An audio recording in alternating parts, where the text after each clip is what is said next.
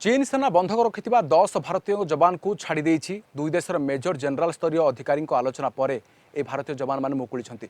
तीनिटी पर्यायर दुई देश मध्य कूटनैतिक और सामरिक स्तरीय कथबार्ता चलीथिला।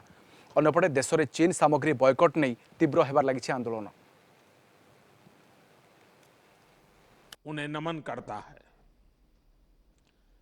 साथियों, पूर्वी लद्दाख में जो हुआ उसको लेकर आपने रक्षा मंत्री जी और विदेश मंत्री जी को सुना भी और प्रेजेंटेशन को भी देखा। न वहां कोई हमारी सीमा में घुस आया है, न ही कोई घुसा हुआ है, न ही हमारी कोई पोस्ट किसी दूसरे के कब्जे में है। लद्दाख में हमारे 20 जाबाज शहीद हुए, लेकिन जिन्होंने भारत माता की तरफ आंख उठाकर देखा था, उन्हें वो सबक सिखा कर गए हैं। उनका ये शौर्य, ये बलिदान हमेशा हर भारतीय के मन में अमिट रहेगा। साथियों, निश्चित तौर पर चीन द्वारा एलएसी पर जो किया गया है, उससे पूरा देश आहत है, आक्रोशित है। ये भावना हमारी इस चर्चा के दौरान भी आप सबके माध्यम से बार बार प्रकट हुई है। मैं आपको भी आश्वस्त कर रहा हूं कि हमारी सेना देश की रक्षा के लिए कोई कसर नहीं छोड़ रही है। डिप्लॉयमेंट हो, एक्शन हो, काउंटर एक्शन हो, जल थल नभ में हमारी सेनाओं को देश की रक्षा के लिए जो करना है वो कर रही है। आज हमारे पास ये कैपेबिलिटी है कि कोई भी हमारी 1 इंच जमीन की तरफ आंख उठाकर भी नहीं देख सकता। आज भारत की सेनाएं हर सेक्टर में एक साथ मूव करने में पूरी तरह सक्षम है। ऐसे में हमने जहां एक तरफ सेना को अपने स्तर पर उचित कदम उठाने की छूट दी है, वहीं दूसरी तरफ डिप्लोमेटिक माध्यमों से भी चीन को अपनी बात दो टूक स्पष्ट कर दी है। भारत पीस और फ्रेंडशिप चाहता है, लेकिन अपनी सॉवरेनिटी की रक्षा हमारे लिए सर्वोपरि है।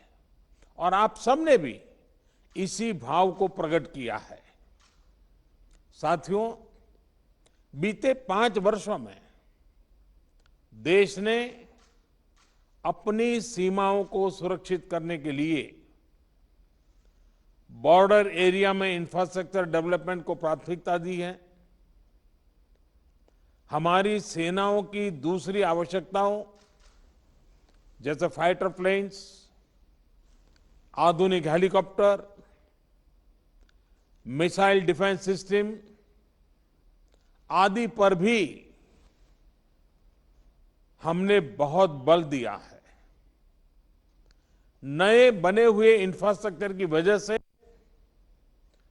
खासकर एलएसी में अब हमारी पेट्रोलिंग की कैपेसिटी भी बढ़ गई है।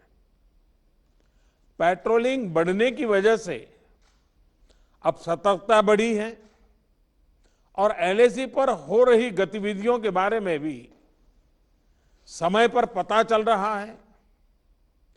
जिन क्षेत्रों पर पहले बहुत नजर नहीं रहती थी, अब वहां भी हमारे जवान अच्छी तरह से मॉनिटर कर पा रहे हैं, रिस्पॉन्ड भी कर पा रहे हैं।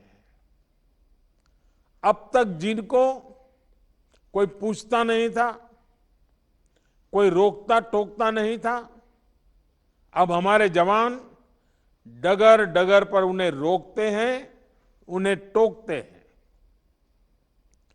बेहतर हो रहे इंफ्रास्ट्रक्चर से एक मदद ये भी मिली है कि हमारे जवान जो उस कठिन परिस्थिति में वहां तैनात रहते हैं, उन्हें साजो सामान पहुंचाने में आसानी हुई है।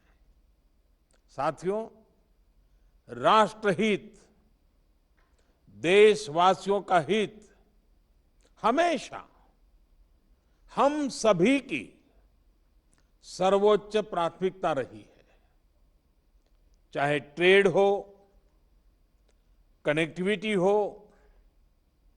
काउंटर टेररिज्म हो, भारत ने कभी किसी बाहरी दबाव को स्वीकार नहीं किया है।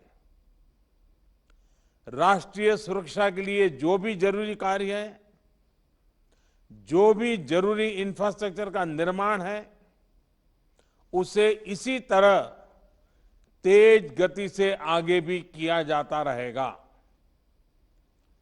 मैं आप सभी को, सभी राजनीतिक दलों को फिर से आश्वस्त करता हूं कि हमारी सेनाएं सीमाओं की रक्षा करने में पूरी तरह सक्षम है। हमने उन्हें यथोचित कार्रवाई के लिए पूरी छूट दी हुई है। आप सभी ने इस बैठक के लिए अपना समय दिया, अपने मूल्यवान सुझाव दिए। इसके लिए मैं सभी दलों का, आप सभी नेतृत्वगण का हृदय से बहुत बहुत आभार व्यक्त करता हूं और आपके सुझाव आगे की रणनीति में बहुत लाभ करता होंगे, ये मुझे पूरा विश्वास है। मैं फिर एक बार इस एकता का संदेश देने में आप जो बढ़ चढ़ करके आगे आए हैं, वे सेना का मोरल तो बढ़ाएगा, देश के लोगों की हिम्मत बढ़ाएगा, लेकिन दुनिया को भी जो संदेश जाना चाहिए वो पहुंचेगा। और इसलिए आज की मीटिंग में आपकी सकारात्मक भूमिका का बहुत मूल्य है, उसका बहुत ऐतिहासिक महत्व है। और इसलिए भी आप सभी अभिनंदन के अधिकारी हैं। मैं फिर एक बार आप सबका धन्यवाद करता हूं। नमस्कार।